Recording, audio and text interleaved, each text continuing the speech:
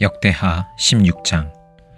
아사왕 36년에 이스라엘 왕 바아사가 유다를 치러 올라와서 라마를 건축하고 어느 누구도 유다의 아사왕에게 왕래하지 못하게 하였다. 그러자 아사는 주님의 성전 창고와 왕실 창고의 모든 은과 금을 모아서 다마스쿠스에 있는 시리아의 벤하닷 왕에게 보내며 말하였다. 나의 아버지와 그대의 아버지가 서로 동맹을 맺었듯이 나와 그대도 서로 동맹을 맺도록 합시다. 여기 그대에게 은과 금을 보냅니다. 부디 오셔서 이스라엘의 바아사 왕과 맺은 동맹을 파기하시고 그가 여기에서 떠나게 하여 주십시오.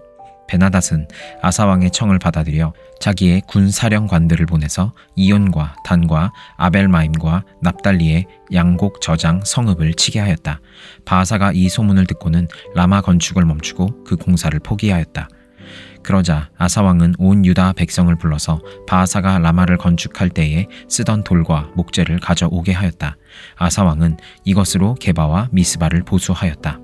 그 무렵 하나니 선견자가 유다의 아사 왕에게 와서 말하였다.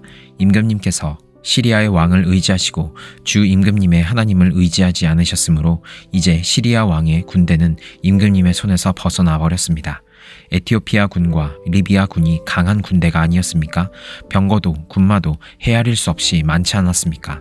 그러나 임금님께서 주님을 의지하시니까 주님께서 그들을 임금님의 손에 붙이지 않으셨습니까? 주님께서는 그 눈으로 온 땅을 두루 살피셔서 전심전력으로 주님께 매달리는 이들을 힘있게 해주십니다. 이번 일에 임금님께서는 어리석게 행동하셨습니다. 이제부터 임금님께서는 전쟁에 휘말리실 것입니다. 아사는 선견자의 이 말에 화를 참을 수가 없어서 그를 감옥에 가두어 버렸다. 그만큼 화가 치밀어 올랐던 것이다. 그때의 아사는 백성들 가운데서도 얼마를 학대하였다. 아사의 행적은 처음부터 끝까지 유다와 이스라엘 열왕기에 기록되어 있다. 아사가 왕이 된 지 39년이 되던 해에 발에 병이 나서 위독하게 되었다. 그렇게 아플 때에도 그는 주님을 찾지 아니하고 의사들을 찾았다. 아사가 죽어서 그의 조상과 함께 잠드니 그가 왕이 된 지 41년이 되던 해였다. 사람들은 그를 다윗성에 장사하였다. 그 무덤은 아사가 미리 파둔 곳이다. 사람들은 향 제조법대로 만든 온갖 향을 가득 쌓은 침상에 그를 눕혀서 장사하고 그의 죽음을 애도하려고 큰 불을 밝혔다. 요한계시록 5장. 나는 또 그 보좌에 앉아 계신 분이 오른손에 두루마리 하나를 들고 계신 것을 보았습니다. 그 두루마리는 안팎으로 글이 적혀 있고 7 인을 찍어 봉하여 놓은 것이었습니다. 내가 보니 힘센 천사가 큰 소리로 이 봉인을 떼고 두루마리를 펴기에 합당한 사람이 누구인가 하고 외쳤습니다. 그러나 두루마리를 펴거나 그것을 볼 수 있는 이는 하늘에도 없고 땅 위에도 없고 땅 아래에도 없었습니다. 이 두루마리를 펴거나 볼 자격이 있는 이가 하나도 보이지 않으므로 나는 슬피 울었습니다. 그런데 장로들 가운데서 하나가 나에게 울지 마십시오. 유다 지파에서 난 사자 곧 다윗의 뿌리가 승리하였으니 그가 이 7 봉인을 떼고 이 두루마리를 펼 수 있습니다 하고 말하였습니다. 나는 또 보좌와 내 생물과 장로들 가운데 어린 양이 하나 서 있는 것을 보았는데 그 어린 양은 죽임을 당한 것과 같았습니다. 그에게는 뿔 7과 눈 7이 있었는데 그 눈들은 온 땅에 보내심을 받은 하나님의 7 영이십니다. 그 어린 양이 나와서 보좌에 앉아 계신 분의 오른손에서 그 두루마리를 받았습니다. 그가 그 두루마리를 받아 들었을 때에 내 생물과 24 장로가 각각 검은 고와 향이 가득히 담긴 금 대접을 가지고 어린 양 앞에 엎드렸습니다. 그 향은 곧 성도들의 기도입니다. 그들은 이런 말로 새로운 노래를 불렀습니다. 주님께서는 그 두루마리를 받으시고 봉인을 떼실 자격이 있습니다. 주님은 죽임을 당하시고 주님의 피로 모든 종족과 언어와 백성과 모든 민족 가운데서 사람들을 사서 하나님께 드리셨습니다. 주님께서 그들을 우리 하나님 앞에서 나라가 되게 하시고 제사장으로 삼으셨습니다. 그래서 그들은 땅을 다스릴 것입니다. 나는 또 그 보좌와 생물들과 장로들을 둘러선 많은 천사를 보고 그들의 음성도 들었습니다. 그들의 수는 수천 수만이었습니다. 그들은 큰 소리로 죽임을 당하신 어린 양은 권세와 부와 지혜와 힘과 존귀와 영광과 찬양을 받으시기에 합당하십니다 하고 외치고 있었습니다. 나는 또 하늘과 땅 위와 땅 아래와 바다에 있는 모든 피조물과 또 그들 가운데 있는 만물이 이런 말로 외치는 소리를 들었습니다. 보좌에 앉으신 분과 어린 양께서는 찬양과 존귀와 영광과 권능을 영원무궁하도록 받으십시오. 그러자 네 생물은 아멘 하고 장로들은 엎드려서 경배하였습니다. 스가랴 1장.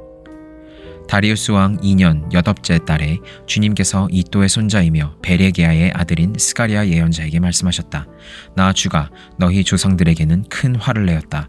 그러므로 너는 백성들에게 알려라. 만군의 주가 말한다. 너희는 나에게로 돌아오너라. 만군의 주가 말한다. 나도 너희에게로 돌아간다. 만군의 주가 말한다.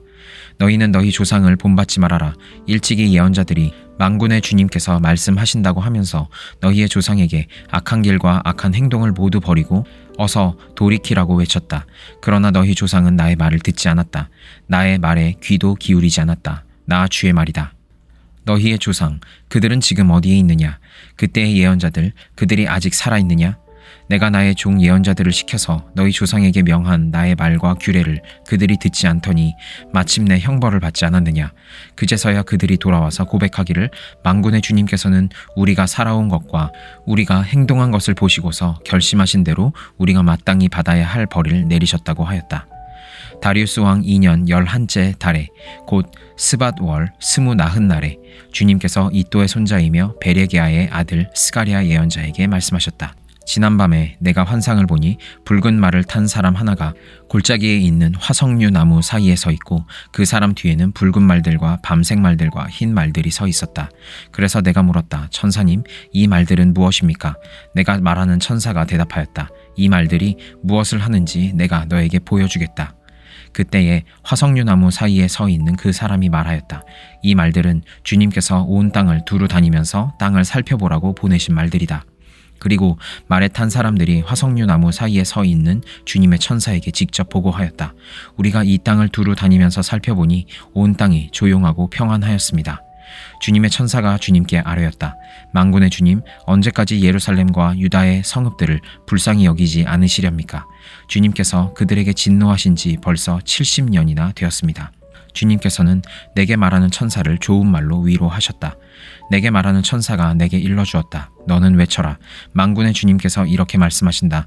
나는 예루살렘과 시온을 몹시 사랑한다. 그러나 안일한 생활을 즐기는 이방 나라들에게는 크게 화가 난다. 나도 내 백성에게는 함부로 화를 내지 않는데 이방 나라들은 내 백성을 내가 벌 주는 것보다 더 심하게 괴롭힌다. 그러므로 나 주가 이렇게 선언한다. 나는 예루살렘을 불쌍히 여기는 심정으로 이 도성에 돌아왔다. 그 가운데 내 집을 다시 세우겠다. 예루살렘 위에 측량줄을 다시 긋겠다. 나 만군의 주의 말이다. 너는 또 외쳐라. 나 만군의 주가 말한다. 내 성읍마다 좋은 것들로 다시 풍성하게 될 것이다. 나 주가 다시 한번 시온을 위로하겠다. 예루살렘은 다시 내가 택한 도성이 될 것이다. 내가 고개를 들어서 보니 뿔 4개가 내 앞에 나타났다. 나는 내게 말하는 천사에게 물었다. 이것은 무슨 뿔들입니까? 그가 나에게 대답하였다. 이것들은 유다와 이스라엘과 예루살렘을 흩어버린 뿔이다. 그때에 주님께서 나에게 대장장이 4명을 보여주셨다. 내가 여쭈었다. 이 사람들은 무슨 일을 하려고 온 사람들입니까? 주님께서 나에게 대답하셨다. 이 뿔 넷은 유다 사람을 뿔뿔이 흩어지게 하여 유다 사람이 감히 머리도 쳐들지 못하게 만든 나라들이다. 그러나 대장장이 넷은 곧 유다 땅을 뿔로 들이받아 백성을 흩어버린 이방 나라들을 떨게 하고 그 이방 나라들의 뿔을 꺾으려고 온 사람들이다. 요한복음 4장.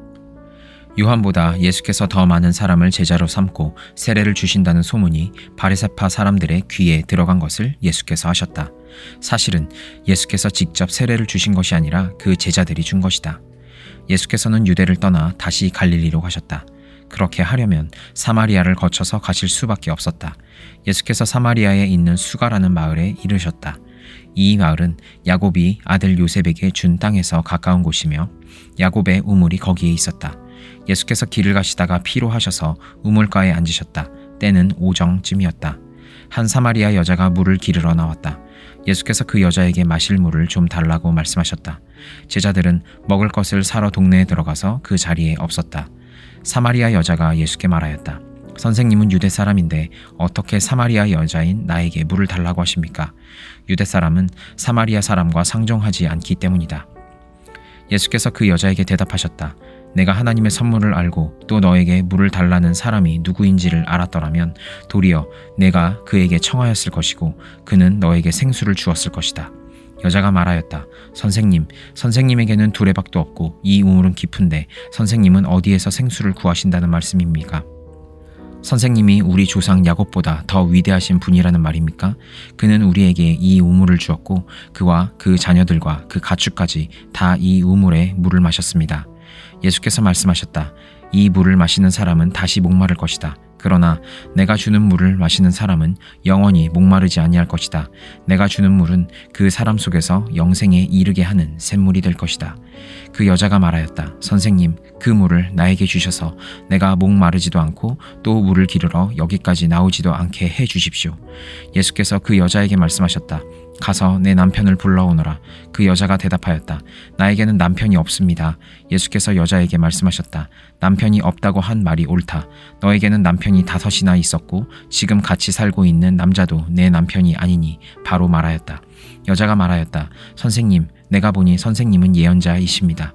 우리 조상은 이 산에서 예배를 드렸는데 선생님네 사람들은 예배 드려야 할 곳이 예루살렘에 있다고 합니다.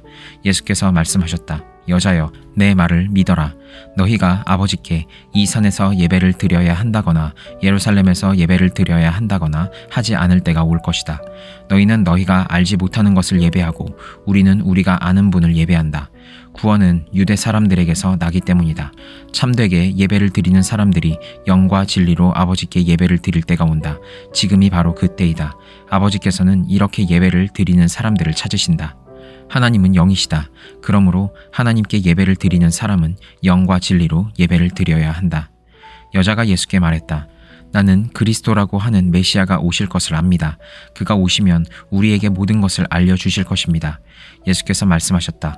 너에게 말하고 있는 내가 그다. 이때에 제자들이 돌아와서 예수께서 그 여자와 말씀을 나누시는 것을 보고 놀랐다.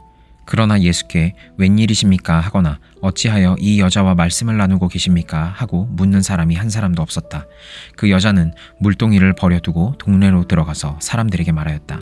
내가 한 일을 모두 알아맞히신 분이 계십니다. 와서 보십시오. 그분이 그리스도가 아닐까요? 사람들이 동네에서 나와서 예수께로 갔다. 그러는 동안에 제자들이 예수께 랍비님 잡수십시오 하고 권하였다. 그러나 예수께서는 그들에게 말씀하시기를 나에게는 너희가 알지 못하는 먹을 양식이 있다 하셨다.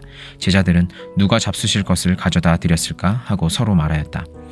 예수께서 그들에게 말씀하셨다. 나의 양식은 나를 보내신 분의 뜻을 행하고 그분의 일을 이루는 것이다.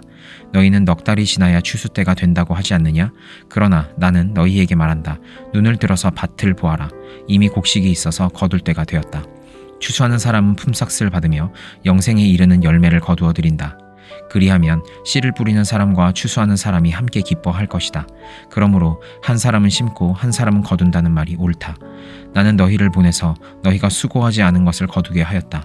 수고는 남들이 하였는데 너희는 그들의 수고의 결실에 참여하게 된 것이다. 그 동네에서 많은 사마리아 사람이 예수를 믿게 되었다. 그것은 그 여자가 자기가 한 일을 예수께서 다 알아맞히셨다고 증언하였기 때문이다. 사마리아 사람들이 예수께 와서 자기들과 함께 머무시기를 청하므로 예수께서는 이틀 동안 거기에 머무르셨다. 그래서 더 많은 사람들이 예수의 말씀을 듣고서 믿게 되었다. 그들은 그 여자에게 말하였다. 우리가 믿는 것은 이제 당신의 말 때문만은 아니요. 우리가 그 말씀을 직접 들어보고 이분이 참으로 세상의 구주이심을 알았기 때문이요. 이틀 뒤에 예수께서는 거기를 떠나서 갈릴리로 가셨다. 예수께서 친히 밝히시기를 예언자는 자기 고향에서는 존경을 받지 못한다 하셨다. 예수께서 갈릴리에 도착하시니 갈릴리 사람들이 예수를 환영하였다. 그들도 명절을 지키러 예루살렘에 갔다가 예수께서 거기서 하신 모든 일을 보았기 때문이다. 예수께서 또다시 갈릴리 가나로 가셨다. 그곳은 전에 물로 포도주를 만드신 곳이다. 거기에 왕의 신하가 한 사람이 있었는데 그의 아들이 가버나움에서 앓고 있었다. 그 사람은 예수께서 유대에서 나와 갈릴리로 들어오셨다는 소문을 듣고 예수께 와서 제발 가버나움으로 내려오셔서 아들을 고쳐주십시오 하고 애원하였다. 아들이 거의 죽게 되었기 때문이다. 예수께서 그에게 말씀하셨다. 너희는 표징이나 기이한 일들을 보지 않고는 결코 믿으려고 하지 않는다. 그 신하가 예수께 간청하였다. 선생님, 내 아이가 죽기 전에 내려와 주십시오. 예수께서 말씀하셨다.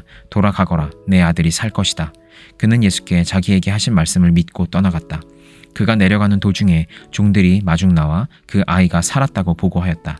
그가 종들에게 아이가 낫게 된 때를 물어보니 어제 오후 1시에 열기가 떨어졌습니다 하고 종들이 대답하였다. 아이 아버지는 그때가 예수께서 그에게 내 아들이 살 것이다 하고 말씀하신 바로 그 시각인 것을 알았다. 그래서 그와 그의 온 집안이 함께 예수를 믿었다. 이것은 예수께서 유대에서 나와서 갈릴리로 돌아오신 후에 행하신 두 번째 표징이다.